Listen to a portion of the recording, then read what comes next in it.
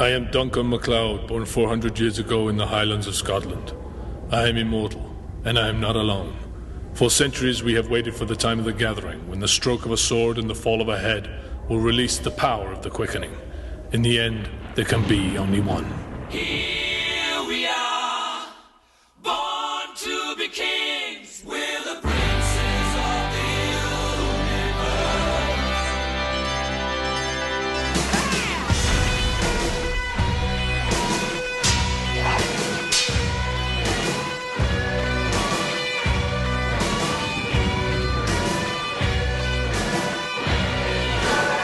I am immortal. I have inside me blood of kings. I have no rival. No man can be my equal. Save me to the future of you all. Hey, everybody. Welcome to the inaugural episode of the Highlander Rewatched podcast. Since this is our first episode, I figured I would just kind of talk a little bit about what this podcast is going to be and the whole kind of scope of it. The plan is we're going to watch every single episode of Highlander the series from start to finish. There's 6 seasons. I think it's about 118 episodes or so. We're just going to watch them, talk about them, whatever kind of comes to mind. And we'll get into some behind-the-scenes stuff, some trivia, whatever. We might, as we go forward, maybe in between each series or season, maybe we'll watch one of the movies and talk about that. And then there's like the whole Highlander expanded universe, which is really fun too. There's anime, there's an animated series too. There's a card game. There's all sorts of kind of extra stuff to talk about. And we'd love to hear from everybody out there. So you're going to kind of shape what this podcast is as well. So you can write into us. Make sure you like us on Twitter. Follow us on, like us on Facebook. Follow us on Twitter. All that sort of stuff. And we're excited to see where this all goes. So to introduce one of our rewatchers, Kyle, do you want to introduce yourself? I'm Kyle. I got into Highlander, not when it originally aired, but later when it was on like FX or Spike or whatever man channel that was. And the thing that grabbed me about it is the concept behind it is awesome, even when the episodes are clunky, and it's got Queen and swords. So really, it's a good combination. Cool. I'm Eamon. I got into Highlander, actually my grandmother used to watch it, and I would watch it with her after school. Wow. I can't remember how old I was. I was pretty young, but it was cool. I mean, you got guys in trench coats and swords chopping each other's heads off and stuff. So, like, that's a pretty solid concept alone, without even that they're immortal and everything like that. So, Awesome. Yeah. Was your grandmother watching it for Adrian Paul? I think she was.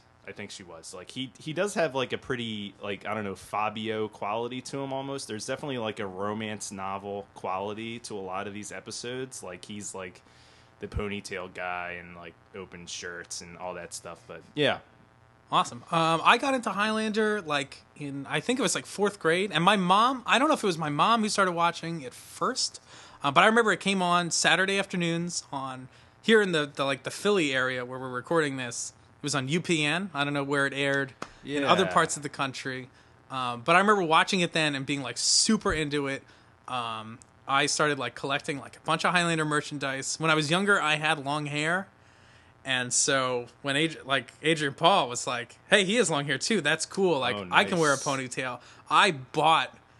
They had, like, official Highlander, like, hair berets in the catalog amazing. That had like Celtic symbols, and like they were the ones like from the show, and so like I would wear them if I ever got dressed up and had to wear like a suit. I'd put on my Highlander beret. But anyway, I love Highlander. I think the concept is like super awesome. I think It was a beret? I don't know, what did they call it? Like a hair tie? Like a hair tie. Okay. Did I say my name? My name's Keith. I'm sorry. But yeah, it's awesome. I think Highlander the series is the strongest representation of the concept. Did you guys? Hands down. Did you guys know? I didn't know it was a movie. I found out it was a movie like years later. I didn't know until maybe like a little later. I think like I heard it was a movie, and I feel like I might have even seen the second movie before I saw the first movie. Mm-hmm. Good God. Yeah, good God indeed. We'll get into that down the road. But yeah, I think Highlander's great. I love it's got like a cool moral core. I think once the show takes a while to find its place. And also, just to give some thoughts on what this podcast is going to be, we're probably going to rag on some of Highlander a little bit. Yes. But as much as I love Highlander, there's all sorts of faults of the series, the movies. But at its core, I think it's like the fucking best.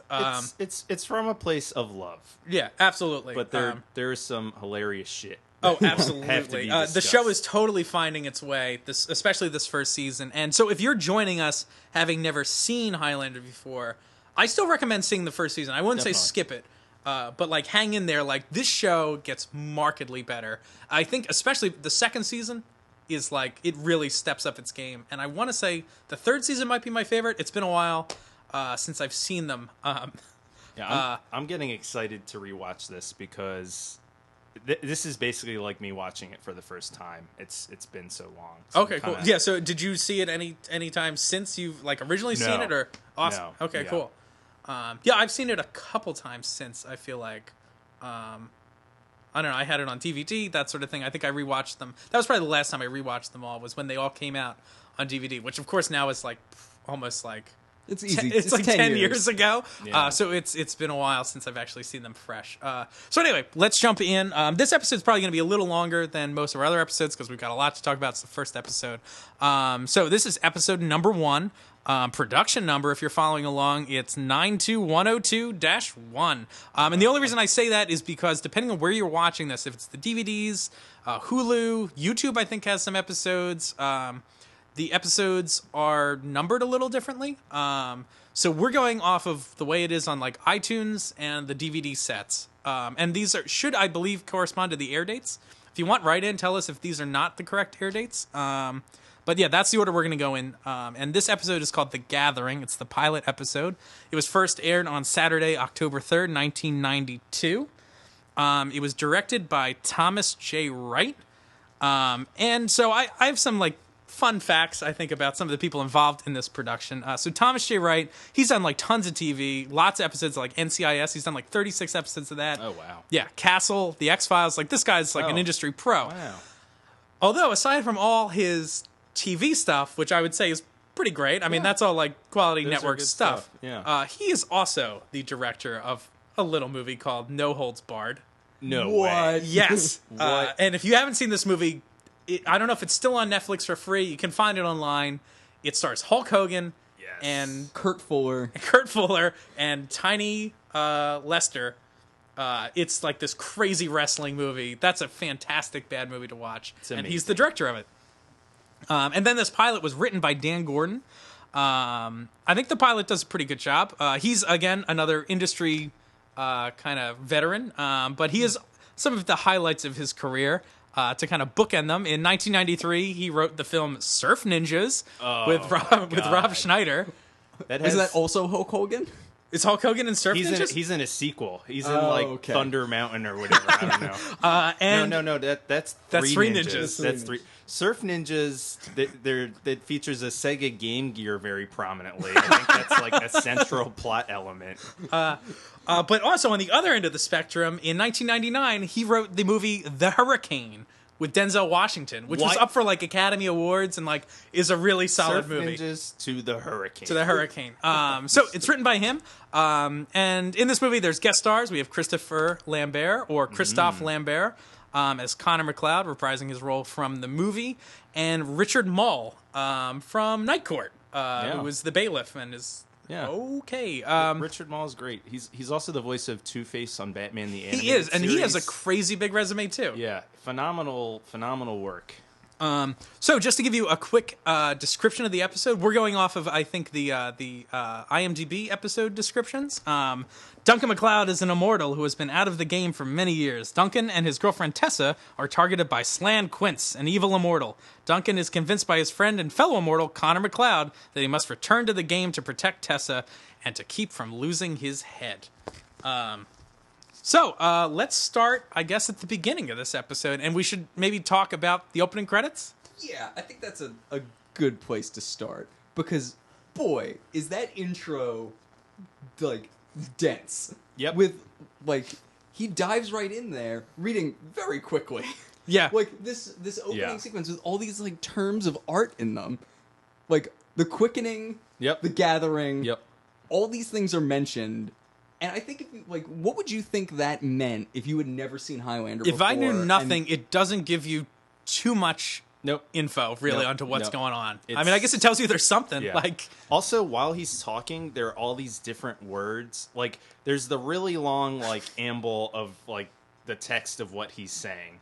Like, and then there's also words flying across the screen: immortal, quickening, gathering. So it's just like as much information that can be dumped on you as possible in like 30 seconds. And when he's like announcing it, like somebody was holding a gun to his head. They were like, you have to get all this information out in like 30 seconds or I'm going to kill you. Like, and you ain't coming back, buddy. Like, you're not really more, I don't know. It was, Well, is it just me, or does it seem like when he reads it, there's only one quickening ever? There's like the time of the gathering where there will be one quickening and then it's over. That's like what it sounds like he's yeah, saying. it Yeah. does. It is. Yeah. Yeah, All I guess waiting it's for the pretty time of the nebulous. gathering, when this quickening will happen. Done. It's like, what? yeah. I don't think this episode, as good as it is, I don't think it does a good job of like really setting you up with the whole immortal thing unless you're already sort of familiar with it. I don't know Yeah, what it you puts a guys lot of the think. pieces there, but it doesn't explain them as well as I guess maybe the rest of the series does. I think you Yeah. get those pieces as you go through the series Yeah. more and more, and it builds the world. But then it kicks in with the Queen song after the spoken introduction, which is "Princes of the Universe." The song is song. Yeah. Yeah. awesome. Yep. It's so good. Yep. And yeah, then there's like kind of a montage. It's very like early 90s, the kind of typography. It's Oh, all like sure. purple and green, Yeah, and it looks like- text is flying around. Yeah, it looks like a Levi's jeans commercial. Like, and I think a lot of them are wearing jeans. in Oh the yeah, intro. Like, jeans are a big part of the show. The graphic design sense is very 90s, very like, you know, you put in a tape of something you taped when you were a kid on VCR, like it's that kind of style, like all the like it looks like a commercial or something. Yeah, it does. And something else that's I thought was weird that I wrote down was that like the Highlander font is not the same. Like if you're familiar with the series, like Highlander the series kind of has its own like logo. It's a fairly stylized like angular font, and it's cool. That doesn't exist yet, and it's like I don't know. It's just like rocks. Yeah, it's like a weird like glowing rocks. Yeah, I don't know almost, why or, they chose that, especially because Highlander the movie had a pretty stylized logo, Yeah. and I'm surprised they didn't use that. I don't know what they were trying to. Maybe they're trying to make it different. probably. Yeah. And as far as making it different goes, like a little behind the scenes stuff early on. So originally, this pilot was supposed to be like a 2-hour made-for-TV movie that led into the series. But there were two things that prevented that from happening. I guess the budget got cut. Surprise, surprise. And then Christophe Lambert didn't really want to I do wanna it. talk about this. Yeah, he didn't want to do it, and then he finally kind of agreed in like the 11th hour, like, okay, I'll do it. And so he was only available for like 3 days of shooting. And so yeah, they I don't know, it wasn't exactly what they planned on initially. And also early ideas for this series were it was going to be a prequel, and that Connor McLeod was going to be the main character, and it was just going to be recast with a new actor. And it was Adrian Paul, I guess, convinced them to be like, no, this should be like a standalone character. So they decided to make him Duncan McLeod. The decision not to do that introduces all these questions, though, right? Because not to spoil the movie, but like Connor wins is the plot of the movie, Right. so you're immediately left wondering where in time does this happen? Are we introducing a character that we know in the future is dead? Totally. Because Connor wins. Yeah, the movie does paint itself into a corner, and I think the movie works on its own. I don't think they ever thought they'd be successful enough to make a sequel, really. And so yeah, it kind of ends with the game ending, and there's no room for a sequel. But then there's this series. Also, another weird bit of trivia is the person originally considered mainly for this role was Alistair Duncan, was going to be Connor McLeod. And I'm curious, I haven't found any sort of confirmation of this, but is that where they get the name Duncan McLeod from? Was that the actor that was going to play Connor McLeod, his name was Duncan? I would not be surprised. I would not be surprised Yeah. either if they just kind of like that name was floating around their heads and they were like, oh, okay. Was Lambert, like, was he popular at this point? Like, he seemed so reticent. He's like, yeah, there should be a Highlander TV show. I will have nothing to do with it. Yeah, he only wanted to do movies. I don't know. I mean, I can't imagine the world was clamoring for this man. But Well, he's in maybe a lot I'm of, wrong. He's in a lot of action movies like around this time period. I Yeah. don't know if they were Yeah, big. Mortal Kombat. Mortal Kombat. That's true. Yeah. Sorry. Go ahead. Oh, I was just saying, should we get into this episode? Or... Yeah, let's dive right in. So the episode opens. Yeah. The episode opens with just fucking. It is that's how it starts. Is Duncan is in bed with his girlfriend Tess, and they are just going to Bone they're Zone. giggling, but they're like rocking back and forth. Like what they're doing is not like how anybody has ever had sex. Yeah. Like they're just like, it looks like he's like lifting her up and putting her down, like in a weird like rocking horse type way. Like it's just, and they're giggling, and it's just the weirdest thing I've ever seen. I don't know how to describe it. It is weird, and And it's all just intercut with Sam Kirch, Richie, trying to sneak into this antique shop. antique store, right? And meanwhile, it's just like, oh, did they forget they're doing it? Let's cut back to them doing it. yeah.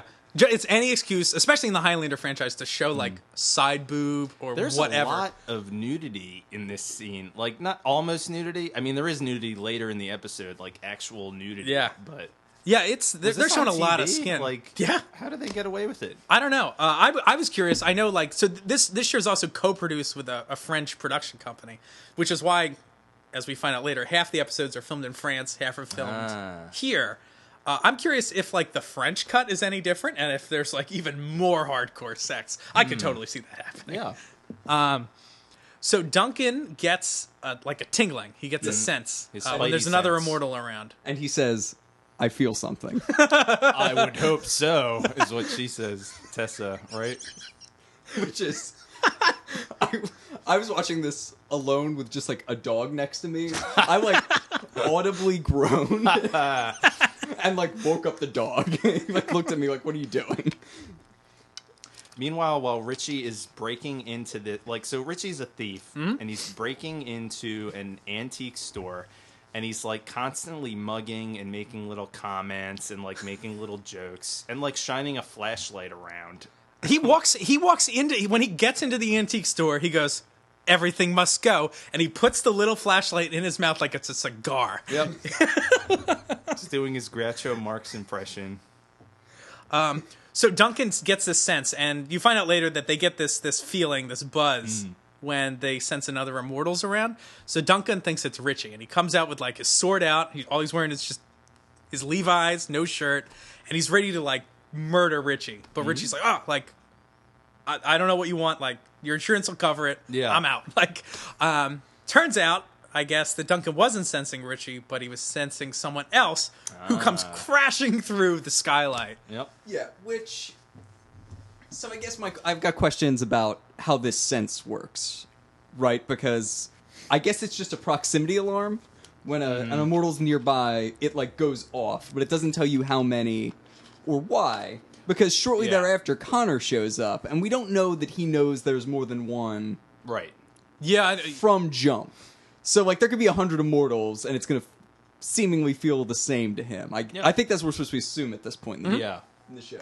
Well, it's never really, like, spelled out, you know? Like, the distance in which the sense kicks in or doesn't kick in is wildly inconsistent. Oh, yeah. Sometimes they're really far away. Yeah. And other times they're, like, in the He's, next like, room. Yeah, walking around the corner, and then it's like, oh, there's an immortal. And other times it's like he's on the roof of the building. Like, and was Slan just waiting there for them to come downstairs? Like, He's a man who wants to make an entrance. that's true. Yeah. He is very theatrical. So speaking of theatrical, so this guy comes down, and this is played by Richard Mall. Richard Mall, and he is wearing like a BDSM. It's a mankind mask. Okay, yeah, Yeah, it's like metal and he's like a super over the top villain, I guess, trying to capture Clancy Brown's performance in the original Highlander, like really Oh, yeah, theatrical, yeah, like he's that's kind a of good metal, point. like yeah.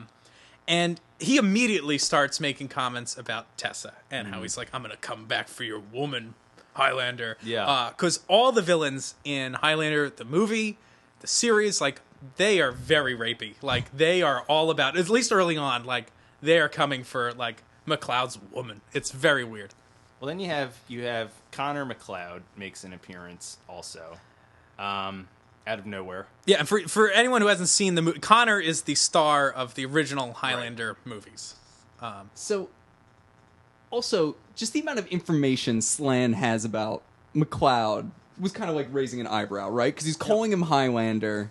He's immediately like, he came here looking for him. Like, he knows. Right. So I'm like, I was expecting some kind of groundwork that they had met before, but as we find out, no. Yeah, I can't find any sort of like reason why Slan wants to kill McLeod, other than the fact that that's the game, and you just have to kill each other. And he's selected Duncan as his like next. Well, and why is Connor onto Slan? Yeah, Connor seems to be like hunting Slan, and he's like, he's mine. Like, well, just because he's evil, and if he wins the game, then Connor says it'll be bad for all of humanity. They do establish another rule here. So when Connor shows up and introduces himself as Connor McLeod, he utters the line, what is it? I'm Connor McLeod, same clan, different vintage, which is great because they're kind of related from the same clan. But then they point out, since there's 2 McLeods and only 1 Slan, that there's no 2-on-1. That's a rule in this game that gets introduced. So, like, 2 things. One, they both feel the need to mention their clan names in the middle of this thing.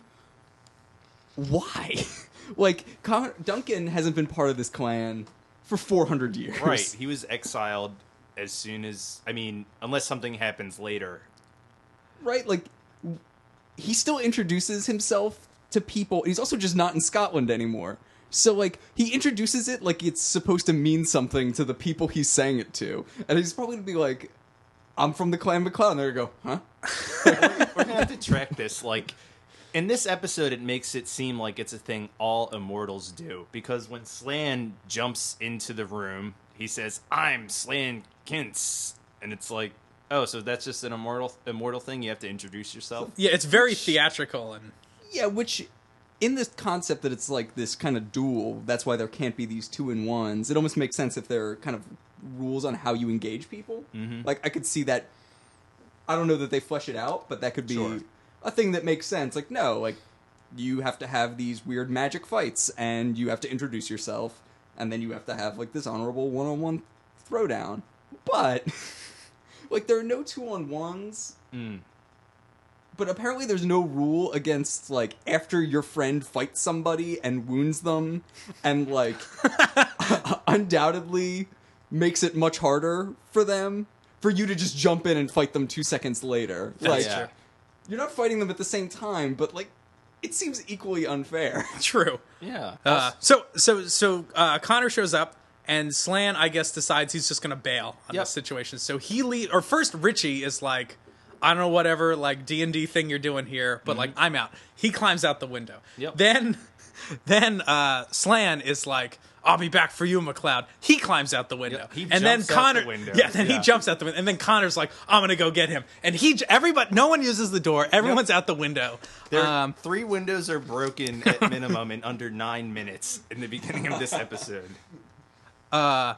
So, at some point, Richie gets picked up by the police. Yep. And taken into custody because I guess he has jewelry from the antique store in his pocket. And Duncan shows up at the police station to identify him, but he doesn't want to press charges. And so I was wondering while we were watching, it's like, well, what is he doing there? Like, why did he even show up if he's not pressing charges? So he goes into the interrogation room because he wants to talk to Richie, and he's like going to let him off the hook as long as he doesn't tell anybody what he saw. Not that anyone's believing him anyway, but he's like, you didn't see anyone with swords. That's anything a good like point. that. Is he going just because he's worried people will reveal his secret that he's an immortal? I guess so. I think that's what we're supposed to think. Or, not that he's an immortal, because Richie doesn't know that at this point. Just that he's engaged in whatever this Weird thing is. This sword fight club is. I guess he just doesn't want the cops digging into his personal immortal affairs. And then, so he meets Detective Powell there, who becomes a reoccurring character in the first season at least.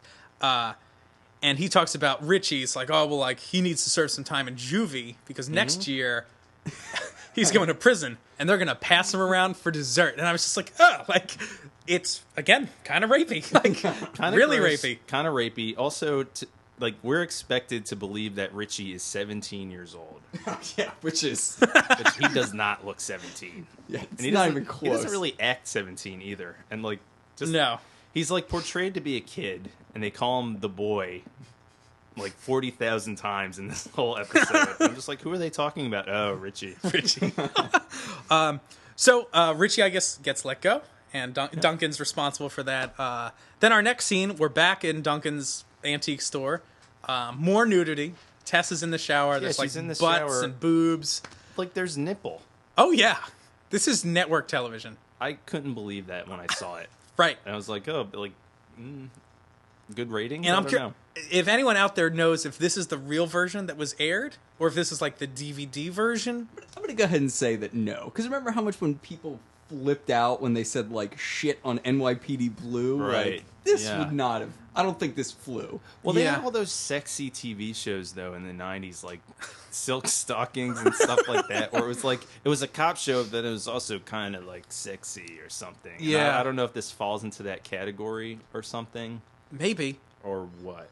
I don't know. The show definitely like bridges, I think, a lot of cool genres, which I think is one appeal to the show. I think Yeah. like men, women, different ages like this show. Like it's like part romance novel, it's like part action adventure, it's like a little historical, like it's fantasy. Like I think it does a pretty good job of like towing the line of all those different genres. Also, one thing in the next scene that I noticed that runs through the next couple episodes is Adrian Paul as Duncan is wearing hair extensions. I don't know if anyone I noticed didn't that. Like notice that. very No. clearly, he has Like, like his ponytail His is, ponytail is not real, which makes me think it's like so. That means that was written into the character. Like before this started, they were like, he needs to have a ponytail. Yeah. And I mean, I was young when this show came out in 1992, so I wasn't watching this when it first came on. But like, were ponytails that cool? Because they almost seem like they never were, and I had one, and like, Yeah. but they were like, Duncan needs a ponytail. I think they were cool at some point. I guess so. Well, I think that feeds into the romance novel portion of it. Like, that's clearly Yeah. what they're tapping into. Because also, he's allergic to shirts in this pilot. Like, he more or less yeah. can't wear one for an extended period of time or he'll break out or something? I don't know. Adrian Paul is very different than Connor McLeod from the movies. Like, Connor is very, like, he looks like he's from a noir movie, like, Yeah. like kind of He's really schlubby. Schlubby, He's yeah, wearing, exactly, like- white tennis sneakers and like pullover sweaters and jeans, like and, constantly. And Yeah. he's raspy and Yeah. like a little He always bit- has like a He's like a 5 o'clock shadow. Yeah, he's Yeah. kind of like rascally and like a little bit threatening. Yeah. Where Duncan is like the opposite. Like he's broad shoulders. Like he's like I remember my mom always called him a beefcake. Like and Yeah. he is like Yeah. he's like Yeah. tall, dark, handsome, like muscles. Like yeah. very different sort of character, but I think works. So him and Tess have this whole discussion. So they start to kind of they start unpacking kind of what it is to be immortal, and we can kind of maybe listen to a little bit of their conversation about what it all means. And I think this is kind of the core of the Highlander franchise. This kind of idea. From now on, every year you'll look at me and see someone who looks older and older than you, while you stay the same. And it'll just be a matter of time until you want someone else. No. Or maybe I will. That's great. I love that little exchange. Also, Queen is playing in the background. Who Wants to Live Forever, which is one of the more memorable songs from. They loop that song. That's a pretty long scene, the full scene, and that song is playing in the background for like 7 minutes.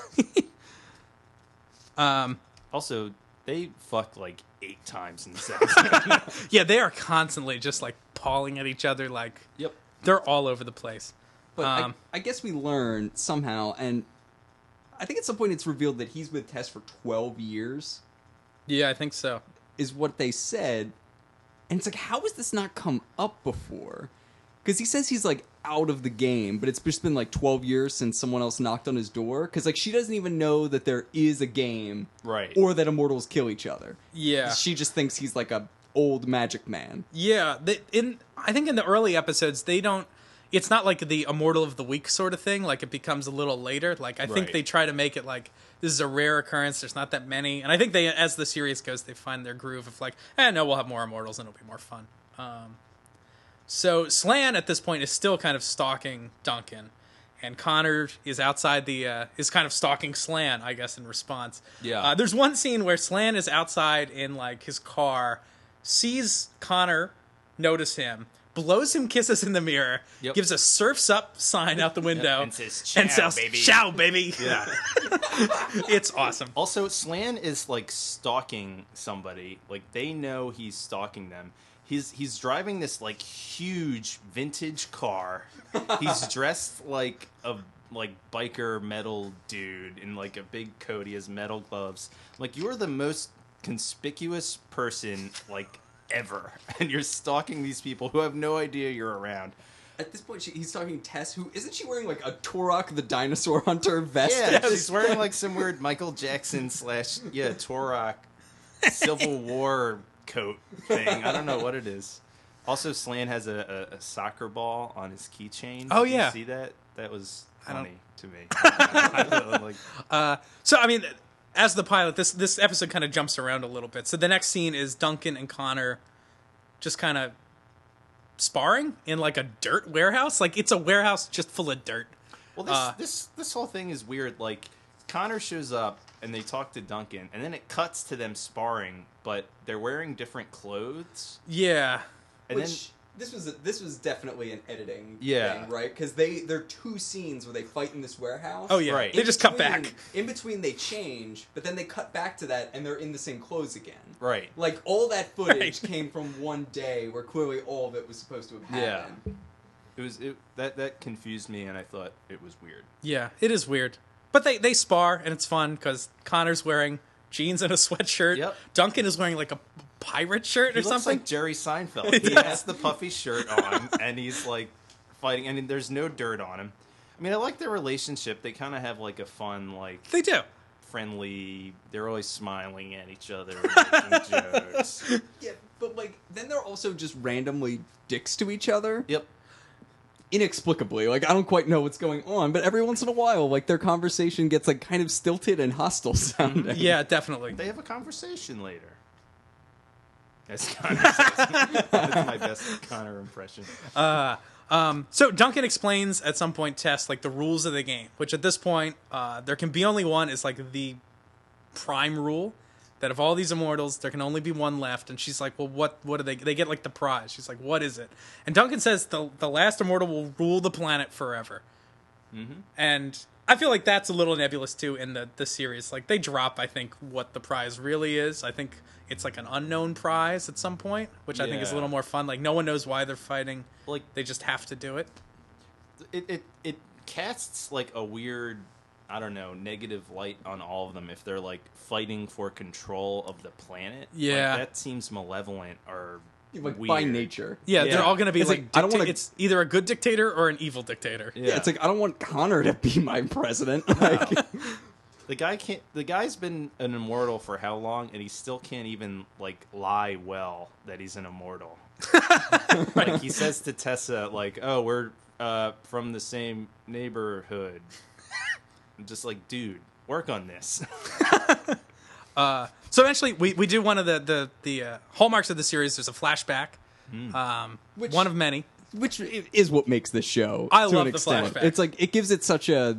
It opens so many options, storytelling wise, and I think often that's like the line between like great episodes and other episodes. It's like how well they used the infinite past to their advantage when shooting the episode. Yeah, there's all sorts of character development they can have. So they flash back to 1872.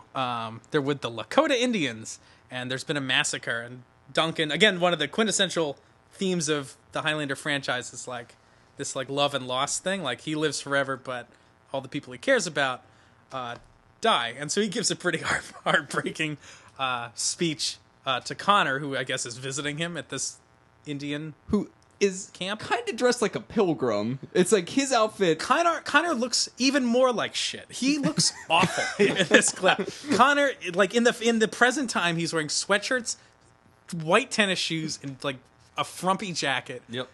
In this other one, he just might as well be just wearing mud. Yeah. Like his hair's all fucked up. He's wearing a big He's hat. just covered in dirt. It's like he looks like what's his name from Peanuts? Oh, Big Ben. Pigpen. Yeah. He's Pigpen. So why don't we take a listen to this amazing little monologue in the flashback? Know the names of the grasses, Oh boy. the wildflowers, the songs that told where people came from, So Duncan is holding his dead love how in they his lived, arms, what they believed in. Connor's kind of consoling him. comforting him, sort of. Mostly just looking at So him. sorry. And that's it. So I guess we get an idea of Duncan's lost loves before. He was dating Pocahontas. Yeah. Like, it took me a while in the lead up to this flashback to figure out that he was supposed to be with Native Americans. Like, Yeah. just in terms of what they were showing, it's like, what is this? Yeah, it kind It of was just jumps right confusing. into It it. was confusing. Yeah. And like his garb, I guess, just seeing it again, looked more Native American to me, but not being primed for it. Yeah. It's like, wait, where is he and why? Yeah, I've actually spoken to some people before that aren't familiar with the Highlander series and have just like caught an episode here or there. And some people are like, does he time travel or something? Is that like what Yeah, the show's about? yeah. Like sometimes if you're not really sure what's going on, Yeah. you might think he's time traveling. I don't know. It's- I don't get it's- that impression, but I guess I'm familiar with it. Yeah, I think if you're already familiar with it, it's not confusing, but I feel like there's a lot of room for people to kind of not really know what's going on here Yeah. quite yet. And that's kind of it's kind of hard to take yourself out of like 6 seasons and 5 movies worth of knowledge of this stuff. But yeesh. Like what is his accent in that, by the way? It's kind of Scottish still, right? Ish is like, is he overcome with emotions, or is that like a conscious choice that like I'm with natives, I speak different now? Maybe. I give Adrian Paul some credit. He does kind of switch his accent up as Sure. they do flashbacks. I think he's still trying to find his like footing in this season, like where my character's supposed to be like developmentally. Because he also even plays the character, which I think is fun. Like when he's younger, like when he's only 100 years old, like he's like a juvenile. Like he's more of a party animal. He's like really brash. Like, and then like as the like up until present day, where he's like kind of a stoic hard ass. I think. Also in the first season, I think he's much more hard ass than he is like he's a little more fun in some of the other seasons. I think they try to they paint him too like rigid. But anyway, Duncan comes home after fighting with Connor, I guess, sparring, and he thinks Tess is in her studio working. Tess isn't a sculptor, Right. and it turns out it's not her. It's Slan, and he's got her tied up. And And he's preparing to like rearrange her face with some kind of saw. yeah, he's got a saw, and he's just gonna cut her up. Which is very dark. Yeah, it's very dark, and Richard Mull plays it great, I think. It's, again, super theatrical, and we should listen to a little clip of him kind of chewing up the scenery. Oh boy. You know what some wags call me? Slam the cat. Because I like to play with my victims first. What? Also, some wangs or some wanks? I think it's wags. Like Wag? W-A-G. I don't know what. I tried to look it up. I don't know what that... I just have wags here, and I'm like, what's a wag? yeah. I like this unknown wag word more than some wangs. Some wangs call me Slan the cat. So Duncan and him have it out again. I guess Slan has the disadvantage, so he flees once again. No, he does not. I was very puzzled by this, right? Because, so, like I was saying, he has the saw and is gonna cut up her face. And, you know, Duncan, the clever fox that he is, like, cuts the cord on the saw. But first off, it's clearly still spinning very fast. Like, he can still cut her up. Sure. And then he has, like, a massive two-handed sword, which he then also is able to threaten her with, and does. So it's like, your advantage has not changed at all. And the thing he does right before fleeing is throw Duncan to the ground. That's so true. It's like, you still have a hostage, and your enemy is on the ground. Yeah, you're right. It's a great time to run. Like, what did he come here for? Or is he just there to play? I think he's playing with his... Yeah, Because he's the cat. playing. So when he does flee, I don't know if anyone caught this, he says, "Ta-ta for now, kid." TTFN, which is the same thing Tigger says in Winnie the Pooh. Like, Wow. I don't understand his, like, lingo. Slan's just a wacky guy. I guess he's so wacky. Also, like, he's vain. Like, he likes to look at himself and... Yeah, we find that out later. Like, he's looking Yeah. at himself in a mirror, and we find out that's why he has this mask, is that he doesn't want to mess up, I think he says his, like, most valuable asset. Yeah. Which, like, what? Like, Yeah. it's played by Richard Mull, who looks like, no offense, Richard, like a caveman. Yeah. Like, he's a giant, like, 7-foot dude. He's, like, super big. Like, He is he's like an square-jawed. Easter Island head. Yeah. It's just like, you know... But it's like, I guess they had that idea, and then maybe for a different character, like, and then cast Richard as it, but didn't change it. Like, I could Yeah. understand if this, like, the villain was, like, maybe a womanizing, like, good-looking guy Yeah. that was, like, this Maybe is... he's just delusional. Maybe they're going for, like, a delusion. Maybe. But also this brings up another weird question. Lots of questions. Because as immortals, like, they can't die, and they, like, heal, but, like, he has to protect his face because they can get scars, I guess.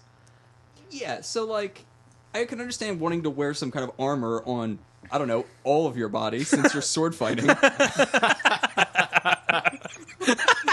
a great point.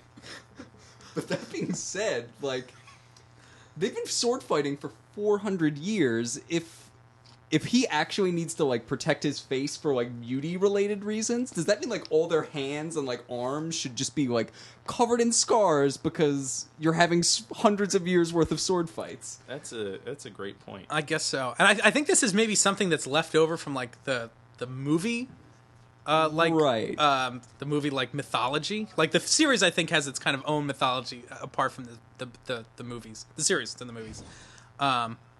And... yeah, I guess the villain, Clancy Brown, in the original, like, he gets his, like, neck cut and, like, holds it together with safety pins, which is, like, awesome because he's, like, this punk rocker sort of dude. And it's, like, a cool visual, but it's like, oh, I guess you can, like, maybe it's just your head can get damaged? I don't know. Like, it's never really explained in the movie. It doesn't even really need to be because it's just kind of a fun visual thing. Sure. But I think that's maybe, like, left over from the movie. So you need a mankind mask to protect yourself. I guess so. So anyway, then we get another flashback. Duncan, it turns out, is building a cabin. And it turns out it's on holy ground. And so we find out another rule of the game, which is immortals can't hurt each other on holy ground or sacred ground. So he builds this cabin on, like, an old Indian burial ground or something. He gets permission from the tribe's elders or whatever Here's to what do I it. don't get about that. Like, are they physically incapable of doing it, or are they just not allowed to? Well, that's the question about all these rules, right? Right. Like, who's gonna enforce if Connor and Duncan, like, jumped Slan and took him down in the first scene?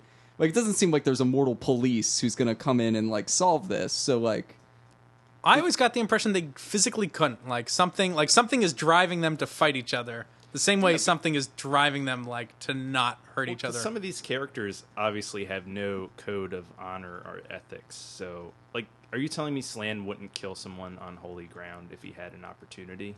Like, That's a good point. he breaks every other rule. Like, I feel like he just they can't for some reason, or I don't know. That makes sense. that's fair, especially if Duncan and Connor's jam has always been finding and killing people they describe as evil. Like, it's got to be somehow cosmically enforced. Yeah. Sure. Speaking of other weird questions, and we shouldn't go down this rabbit hole too much. But and again, like the no fighting on holy ground works great as, like, a plot device. It's like somewhere they can talk. It's like that sort of thing. People can be out of the game. It works for what the show needs it to do. But I guess the big question is, what decides what's holy ground? Like, if they were in the like some sort of Greek temple, Right. does that count as, like, at what point in time counts as holy ground? Like, can they go to, like, the Church of Scientology and, like, not fight? Can they go to, like, any sort of, like, multiple belief system? Like, what counts and when? I think they all count. Yeah, because They seem like they would be. He's Yeah. building it on, like, Native American holy ground, so, like, some hierarchical organized religion isn't required, though Right. we see, like, churches obviously count. So I'm gonna say, like, yeah, Scientology probably. Yeah, probably. But then it's like, not to get too into this, like, if they're on holy ground, does it just automatically work, or do they have to know it's holy ground? Oh, yeah. What if they like wander in somewhere and it is holy ground, but they don't know? Can they fight? Yeah, because there were just like some runes or like inscriptions in some trees in the background where he's like building the cabin. It's like, that's easy to miss. Like, Sure. Slan just might not be paying attention. That's right. When he's looking for your head. Yeah. So, back to the present. Connor and Duncan are sparring again, I guess, and they've just re-edited this footage to kind of pad the episode a little bit. And Richie's like spying on them. He's like he's sneaks intrigued up by and this whole thing. Watches them training and then does this nod. Yeah, where he's like, "Oh yeah." He's being a total creep about it is. too. He's like, it looks like he's getting like a mildly erotic thrill. Oh, definitely, definitely. He's like, yes, please. While they're out, it turns out that Slan calls Tess, threatens to rape her again. Yep. And challenges Duncan to a duel to the death. Like, meet me at the bridge. We're gonna fucking have it out. Yep. And is he just like calling on the phone? He just calls her on the phone. Yeah. So it's real casual. So when Duncan gets home, him and Connor find out about this.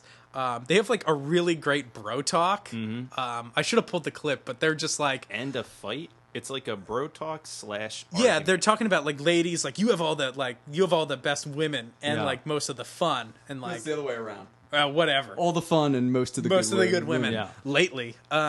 That's really like it's like funny and weird all at the like, same time. It almost seems like it's improvised or something. Because it's something like about the- awkward. Yeah, something about the pacing of the conversation Yeah. is wrong. Like, it feels like there's an extra beat between every response where, like, if you didn't see them in the same shot, you would almost think that the conversation was filmed in two separate rooms and they cut it together. It's very strange. But here again, like I do like them like playing off of each other. Yeah. I mean, I think Lambert is like really good in this episode, especially working with the material. He's totally fun. He's, I mean, they like, have like really he's good. the mentor, Duncan's like the student that doesn't know any better. Like, yeah, it works really well. I don't know. His performance in this, I just find very puzzling often.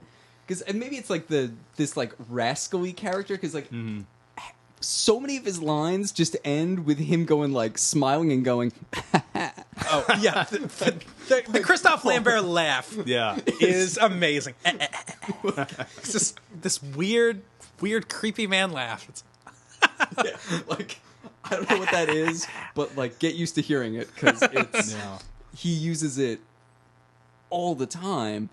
And then just like something about him just feels alien to me.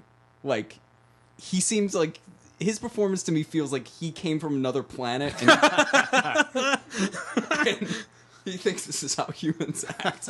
Like, I don't know. I guess I'm alone on this one, but he is a there's strike. definitely Like, I don't something necessarily strange. think he's like the greatest actor ever, but he has an odd screen presence that Yeah, I think that might Is, be what I'm attracted to. like 'cause, charismatic in some way. Like, yeah. like he's playing more of a character where I feel like, you know, they do a good job, but I feel like Tess and Duncan are a little.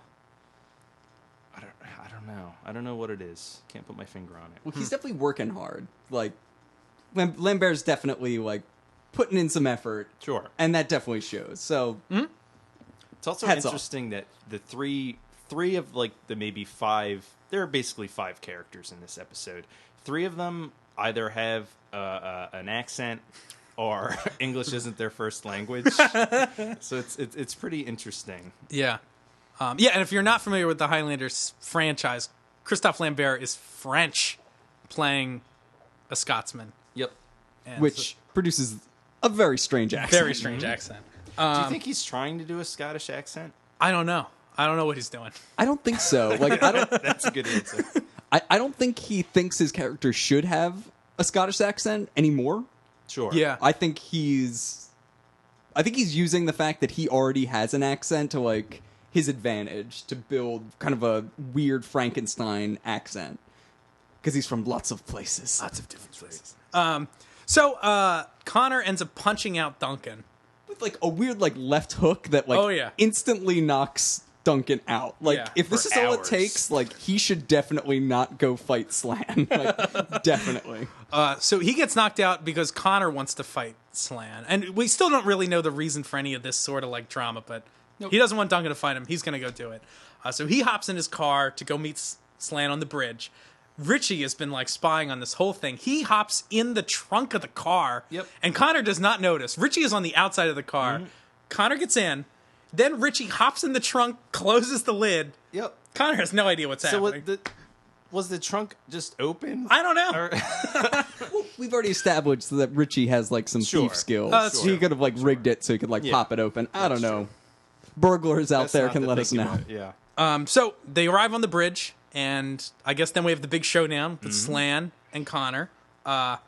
And they start kicking each other's ass, or Connor's kicking Slan's ass. He ends up slicing, like, he stabs him, like, through his mask, like, in the eye hole. That's confusing. Yeah. But he gets his face. He gets his face.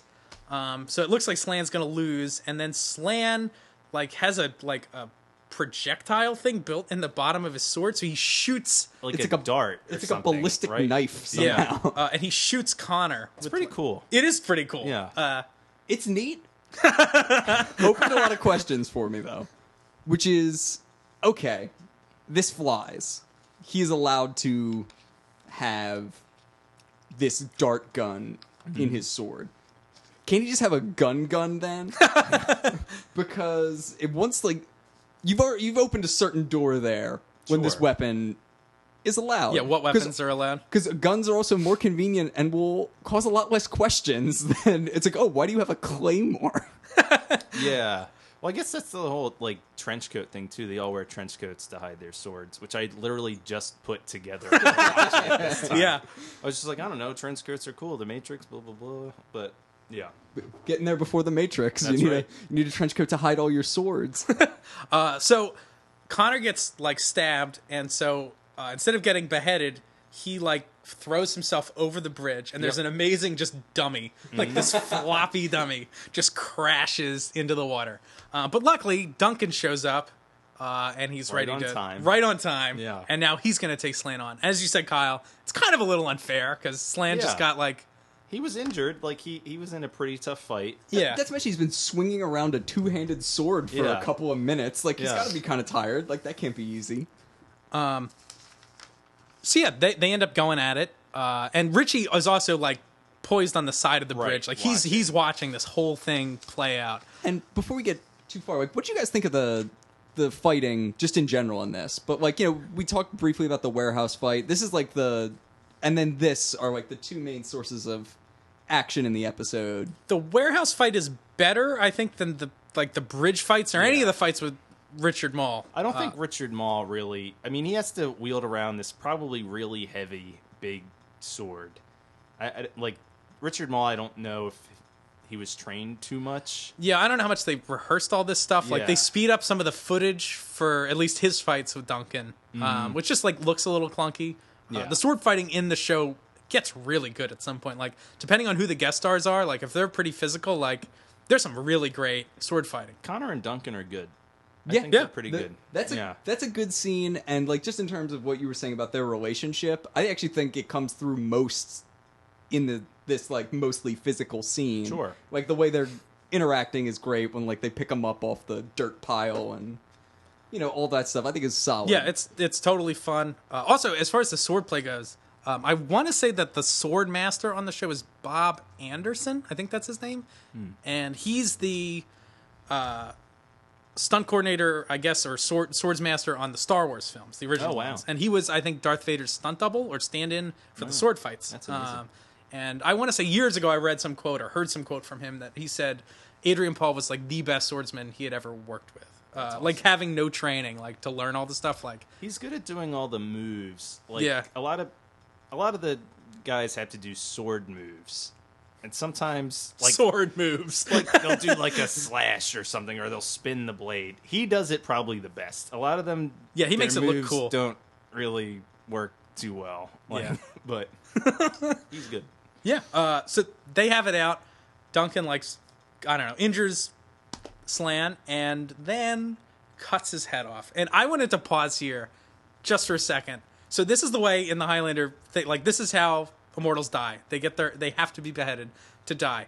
This is a show on Saturday afternoons that I watched as a child that features beheadings Yep. on a weekly basis.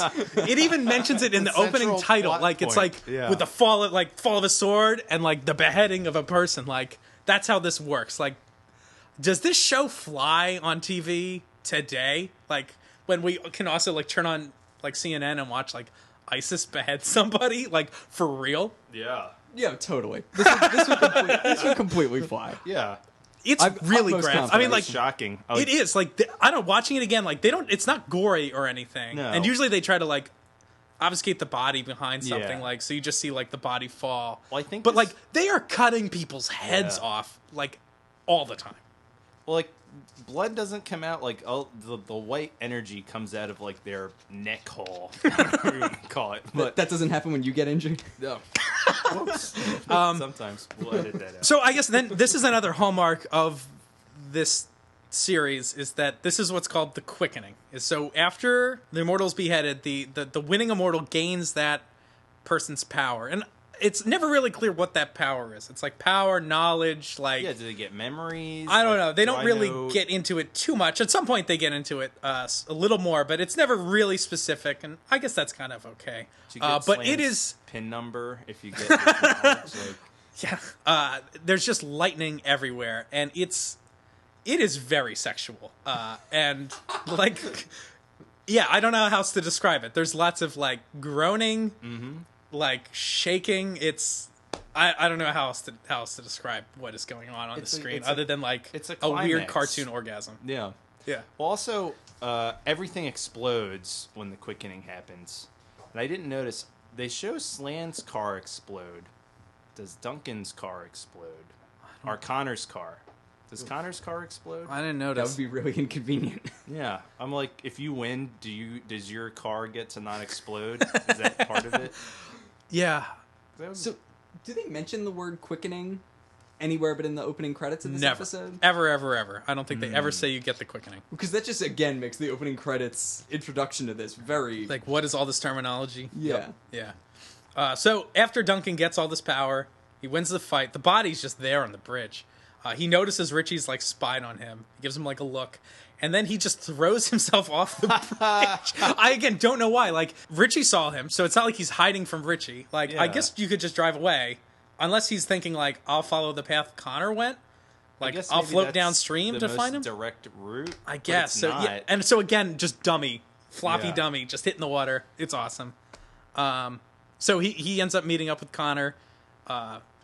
I guess he rescues Connor on the side of the shore or whatever. And Connor's like, you have to take care of the boy. And Duncan's like, yeah, I'll look after him. Anyway, so then they go to meet back up with Tess, who I guess at this point has decided she wants to leave Duncan because it's dangerous, or Duncan wants to leave her. Duncan wants to leave her, and Connor goes back to Tess for some reason. Maybe because he wants them to be happy. I don't really know why Connor goes back. Oh He yeah, was supposed to tell her that Duncan was leaving.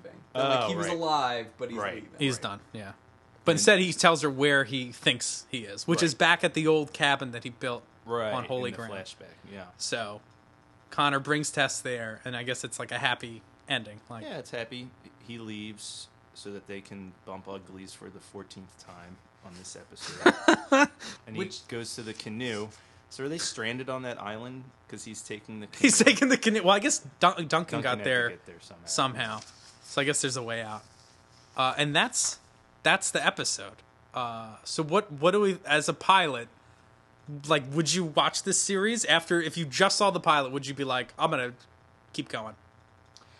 I feel like that's a hard question to answer. Like, if you weren't already a Highlander fan, I don't know if you would want to keep watching this or not. I mean, I thought it was pretty good. So I think I would have given this would have been on like a short leash. Like I'd watch another one, but like I don't think I'd be hooked after this. I think I'd be like, well, okay, but like it's cool. Like one thing that's in it is that Duncan and the concept do jump out as cool. They're like Yeah. ill-defined, but it's like I'm kind of into the protagonist, even though like he definitely hasn't quite found exactly his footing and his voice yet. But it's like he's cool.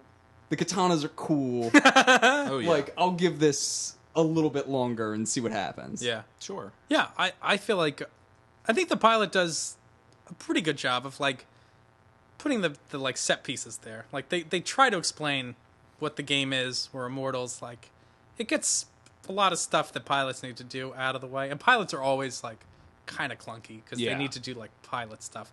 I think I would give this show a chance, like this one, yeah. But yeah, it does have that like cool factor.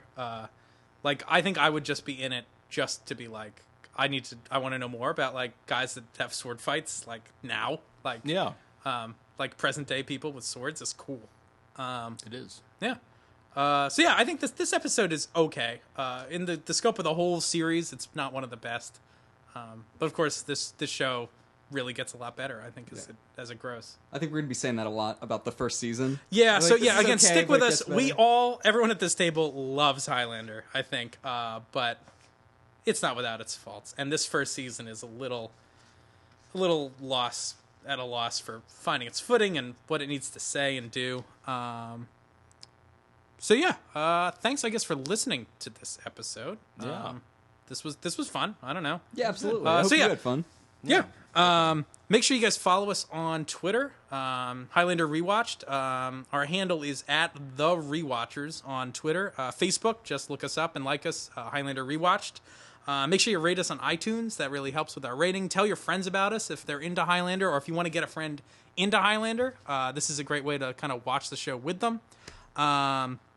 And if you want to contribute and be part of the discussion, we're probably going to read a lot of like fan mail, reader mail, that sort of thing. Either write to us on Facebook, leave us comments.